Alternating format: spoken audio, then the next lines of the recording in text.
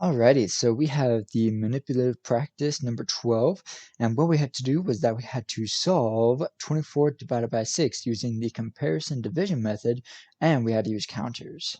So here we have the original equation set up with counters.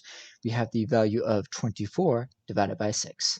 So what I did next was that I created all counters just so that I can get a layout of how many values of 1 6 and 1 24s. And so we have value of 24 and value of 6.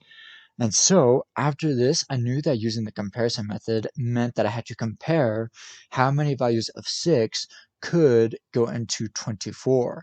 And so here I have the original amount of 24, and I have the value of 6 underneath.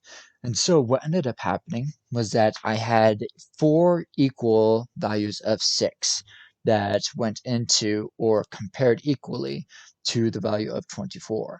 And since we are comparing, we had to eliminate one value from each group in order to understand the full comparison of if there are any remainders or not. And so, in conclusion, 4 groups of 6 consists of one group of 24.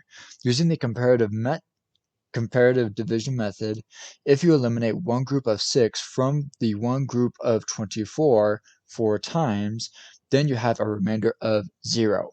And so your final answer is 24 divided by 6 equals 4.